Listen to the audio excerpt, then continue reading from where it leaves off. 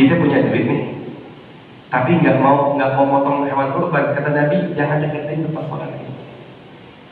Saking begitu pentingnya kurban, karena dibandingkan dengan sejarah awalnya, yakni sejarah Nabi Ibrahim dan Nabi Ismail, itu kambing yang kita beli nggak ada seujung kukunya. Nabi Ibrahim itu bukan suruh potong kambing, tapi potong anak. Kebayang gak Bu, kalau tiba-tiba saat itu Allah nggak ganti Nabi Ismail? Saat itu seandainya Allah tetap minta Nabi Ibrahim dia sembelih anaknya, potong Nabi Ismail, kemudian gak mustahil kita sampai saat ini tiap tahun kudu motong kita punya anak. Baiknya Allah ganti dengan hewan. Cuma yang mudah gini aja kita masih belum pada mau. Apa hikmahnya korban? Satu, kalau sudah perintah Allah, sami'na wa ata'na. Nggak usah banyak tanya, ya Allah kenapa sih saya mesti sholat subuh? Ya Allah kenapa sih saya mesti ngaji? Pokoknya setiap kewajiban yang Allah kasih, setiap ibadah yang Allah kasih sama kita, jalanin. Nanti kita tahu manfaatnya. Nabi Ibrahim alaihissalam ketika disuruh potong anaknya, nggak pakai nanya sama Allah, ya Allah ganti dia sama ayam, enak kan? Cuma satu yang beliau tahu, entah apa maksudnya Allah dengan memerintahkan dia sembelih anaknya, tapi yang dia tahu setiap perintah Allah harus dijalankan sehingga dia rela, dia ikhlas anaknya dipotong. Apa hikmahnya buat kita? Kalau sudah atas perintah Allah, kita kudu siap buat korbanin semuanya. Kita nggak diminta potong anak, tapi ada satu kewajiban dalam umat dalam Islam. Apa kewajiban kita? Satu, ibadah, betul? Sholat. Kalau udah waktunya sholat, semua tinggalin semua. Kalau udah waktunya sholat buat kita, nggak ada yang lebih penting dibandingkan dengan sholat kita.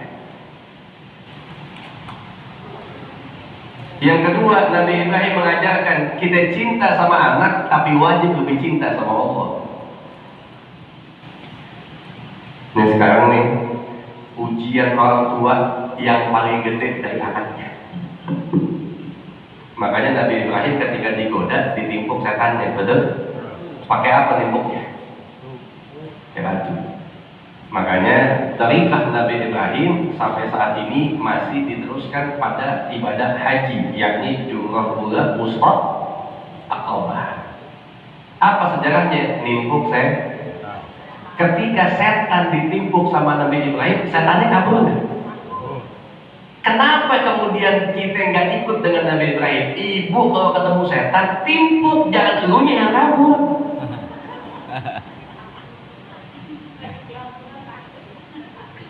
Ini ngaji tiap minggu ketemu setan, ketakutannya kayak apa tahu? Ibu kalau ada setan ketemu depan rumah ibu sambil pakai apa aja? Ibu lagi megang centong, pakai centong sambil setan. Sebut Bismillahirrahmanirrahim, kabur setannya. Lagian setan Indonesia nggak ada yang serem, setan Indonesia kebanyakan cacat. Dia nggak percaya. Apa yang kita takutin? Pocong. Pocong jalannya bagaimana? Lompat. Hah? Lompat. Loncat. Ibu ketemu pocong, mohon maaf nggak usah kabur, dia jalannya loncat. Ibu ambil kayu aja bikin portal, nggak bisa jalan dia.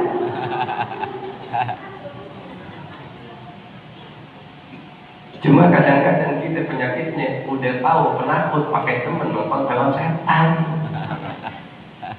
Akhirnya jadi dibego-begoin sama film. So, singkat cerita, apa hikmah yang saya berikutnya di dalam kisah Nabi Ibrahim dengan Nabi Ismail itu mencontohkan bagaimana mereka berdua punya iman yang begitu dahsyat kepada Allah. Di samping sholat kewajiban kita apa? Ngaji. Makanya kalau udah waktunya ngaji semua tinggalin. Ya. Baik, ketika Nabi Ibrahim ingin motong menyembelih anaknya, ditanya sama Nabi Ibrahim, ya bunayya, inni a'udzu manami anni adbahuka fa'ndhur ma ta'ala. Wahai anakku yang aku cintai, aku lihat dalam mimpiku, aku diperintahkan untuk menyembelih kamu. Bagaimana pendapatmu? Apa kata Nabi Ismail? Ya abati if'al ma tu'mar. Wahai ayahku yang aku cintai, jalankan perintahmu. Ikhlas beliau, siap buat dipotong. Bapaknya imannya cakep, anak mengikut imannya cakep ikut bapak. Artinya anak itu gimana kita? Ada kaidah mengatakan ma fil abad fil abna, apa yang ada di bapak ada di anak. Makanya kalau anak kita tambang jangan langsung diomelin, ngacak dulu, siapa tahu kita juga. Bagaimana anak kita mau jadi anak yang baik, anak yang soleh kalau bapak ibunya nggak nyontohi? Ini anak luar biasa, anak muda yang mungkin saat itu zaman kita aja anak muda hobinya main, tapi dia siap buat dipotong sama ayahnya. Kenapa begitu? Karena dia lihat ayahnya nggak mungkin dusta, ayahnya adalah yang dicinta sama Allah, dan dia tahu perintah Allah adalah yang terbaik dalam hidupnya. Anak kita begitu kan? Anak ibu begitu ya. Kalau ibu mau tahu, entah pulang ngaji ibu tanya, panggil anak ibu atau aku. Udah duduk depan ibu ngomong. Nah, dikit lagi kan Idul Adha. Iya, sejarahnya Nabi Ibrahim sama Nabi Isa. Iya bu, saya tahu. Ibu ngomong habis itu. Nah, semalam ibu mimpi apa ya? Ibu mimpi Allah perintahkan ibu untuk motong leher kamu. Ibu ngomong itu sama anak ibu. Lihat jawaban anak kita bagaimana. Kalau Nabi Ismail jawabnya, ya abadi if'al ma tu'mar, wahai ayahku jalani. Kira-kira kalau kita ngomong begitu sama anak kita jawabnya apa? Bego. Ya, emak kau buang aja tak apa-apa ya. Gak waras.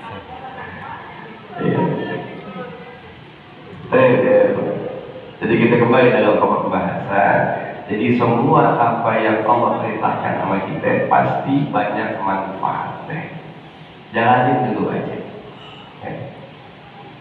Dan subhanallah, tidak ada satu kisah, tidak ada satu sejarah yang menceritakan siapapun yang menafkahkan hartanya di jalan Allah kemudian dia hidupnya susah. Nggak ada. Ibu silahkan buka kitab apa aja, ibu buka Tarikhul Islam, ibu buka sejarah Islam, ibu buka Google dan sebagainya, cari mereka yang senantiasa menafkahkan hartanya di jalan Allah, pasti akan mendapatkan ketenangan dan Allah ganti dengan harta yang lebih banyak lagi. Amin ya Rabbal. Cuma terkadang kita ini lebih suka dagang sama manusia. Ini kita ngomong ke tempat dagang semua ya. Bu, kalau ibu punya modal misal 10 juta, kemudian teman ngajak buat ibu join modal 5 juta, keuntungannya tiap bulan 1 juta, ibu mau nggak? Mau. Duit jangan tanya, boleh katanya itu tujuannya doyan. Padahal mohon maaf, ketika ibu bisnis dengan teman, nggak ada bisnis yang dijamin pasti untung, nggak ada. Setiapnya ibu mau mengajuan, ibu tanya pengusaha-pengusaha di situ, ada nggak jaminan pasti untung? Enggak, pasti setiap usaha ada kemungkinan untung, ada kemungkinan rugi. Tapi kita yang punya duit 10 juta diminta buat 5 juta dengan iming-iming dapat untung 1 juta, itu yang belum pasti kita mau keluarin duit kita. Kenapa? Karena kebayang tiap bulan dapat untungnya, betul? Padahal bisa jadi akhirnya kita rugi, duit kita nggak kembali, modal kita hilang. Kenapa sama Allah kita nggak berani kayak begitu? Padahal ketika kita berniaga sama Allah, Bapak menjalankan perintah Allah, Bapak nafkahkan harta di jalan Allah, nggak ada istilah rugi sepanjang hidup kita. Bahkan di dunia kita untung, di akhirat kita lebih untung sebab harta yang kita nafkahkan di jalan Allah. Kenapa begitu? Karena kita ini hanya kebanyakan yakin dengan apa yang kelihatan.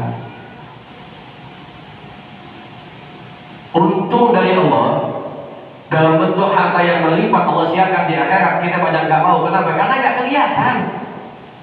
Tapi kalau untung di dunia 1 juta, 2 juta itu kelihatan. Makanya kita lebih banyak mau yang kelihatan dibanding sama yang nggak kelihatan. Padahal bisa jadi yang nggak kelihatan jauh lebih mahal dibandingkan dengan yang kelihatan. Bu, artis perempuan cantik, cakep yang mahal apa ya? Kosmetiknya, skincare-nya. Artis perempuan cakep yang mahal satu yang gak kelihatan dari tubuhnya, apa ini? Nyawanya. Makanya begitu ada artis cakep jadi janda aja tuh nih. Oh, cowok ngantri. Kayak model siapa tuh yang baru mau jadi janda? Bininya Ina. Nenek-nenek apa tuh? Udah kayak lu baca Quran aja nih, nggak usah nonton gosip. Ya Allah. Siapapun artisnya ketika dia cakep, bohong kalau nggak ada yang mau sama dia. Kenapa ditanya, kenapa mau sama artis yang cakep? Cantiknya enggak, karena itu artis masih punya nyawa. Yang nyawanya nggak bisa dilihat. Coba ada artis cakep tapi nyawanya udah nggak ada yang mau ngambil untuk artis? Termasuk ibu. Siang ini ibu bisa duduk bercanda sama teman ketawa, duduk ngaji. Mohon maaf karena masih ada nyawanya. Kalau ibu nggak ada yang nyawanya, mau sama-sama ibu baca bercanda ibu? Dan nyawa itu nggak kelihatan. Makanya ayo sekali-kali coba kita tambahkan keyakinan kita kepada Allah. Makanya dalam Quran dijelaskan wa amma bi ni'mati rabbika fahaddits. Kalau dapat nikmat kasih tahu. Tapi jaga niat, jangan buat sombong. Kenapa dapat nikmat kasih tahu? Supaya mereka umat Islam yang belum dapat nikmat, yang kadang nggak yakin dengan nikmatnya Allah, begitu kita ceritakan bertambah keyakinannya. Oh, hidup lagi susah, kita dapat nikmat? Enggak kok. Buktinya, gua dapat nikmat, gua bisa bangun rumah, gua bisa ngepawain anak. Supaya teman kita yang tadinya ragu nanya di mana nikmatnya Allah, dia nambah yakin. Oh iya betul, ternyata nikmat Allah itu ada. Cuma kebanyakan kita nggak begitu. Dapat nikmat diam-diam, dapat susah satu kampung baru tahu. Kenapa kita suka sembunyiin nikmat kita? Karena takut kalau kita ngomong dapat duit pasti ada aja yang minjem. Ya, enggak ya. Makanya dibandingkan dengan ujian para nabi-nabinya Allah, ujian kita ini nggak seberapa. Ya, makanya saya minta sama antum semua, ayo, kan enak kalau seandainya satu majelis semuanya korban, meriah. Nggak mesti di masjid, ibu mau korban di mana, kayak mau di rumah ya silakan aja. Karena korban itu yang Allah khususkan cuma waktunya. Kapan waktunya? Dari mulai 10 Zulhijjah sampai selesai Ayyamul Tasyrik. Motong kambing hari pertama boleh nggak? Kedua? Boleh. Ketiga? Boleh. Keempat? Boleh. Boleh sampai kapan? Karena Ayyamul Tasyrik 11, 12, 13. 10, 11, 12, 13. Cuma 4 hari kita boleh potong hewan kurban. Sampai kapan? Hari keempat sampai sebelum asar. Oh Habib, saya kalau motong sekarang nggak ternyata tetangga nih. Kenapa? Semua pada motong. Saya motong kurban nanti aja minggu ke depan. Nggak sah kurbannya. Ya. Makanya kalau ada yang motong hari pertama silakan, kedua silakan, ketiga silakan, keempat juga silakan. Selama tidak melewati Ayyamul Tasyrik. Ya. Makanya beruntung sebetulnya ya Allah. Contoh udah banyak di tengah-tengah ini. Mereka yang suka menjalankan perintah Allah dengan bentuk hartanya itu pasti akan mendapatkan balasan tambahan daripada Allah Subhanahu wa Ta'ala. Makanya kita ini niat kudu kencang sama Allah. Ya doa ya khairul min yadis sufla. Tangan di atas lebih baik daripada tangan bawah. Ibu nggak kepengen tangan ibu di atas? Hah? seandainya ibu udah ngaji, tiap minggu ibu ngaji, bapak ngaji, bertambah keimanan bapak, kenapa kita gak yakin sama Allah? Terkadang kita itu suka mengecilkan nikmatnya Allah. Begitu mau masuk Idul Adha, diajakin, yuk kita kurban, apa jawaban kita? Duit dari mana gue? Padahal Idul Adha masih sebulan ke depan. Kalau kita udah nyangka Allah gak akan kasih kita rezeki buat beli hewan kurban, maka Allah gak akan kasih rezeki kita. Karena dalam hadits qudsi dijelaskan, Allah itu sebagaimana sangkaan hambanya. Makanya kalau diajak buat kebaikan, jangan langsung putus asa. Jawab, insya Allah, mudah-mudahan tahun ini saya bisa kurban. Ya Bu ya. Makanya mudah-mudahan yang kita duduk di majelis ini bertambah keimanan kita, bertambah ilmu-ilmu kita, dan insya Allah ilmu yang kita dapatkan akan kita amalkan dalam kehidupan kita. Amin ya rabbal alamin. Hadanallahu wa iyyakum ajma'in. Assalamualaikum warahmatullahi wabarakatuh. Waalaikumsalam warahmatullahi wabarakatuh. Ini ada yang nutup enggak?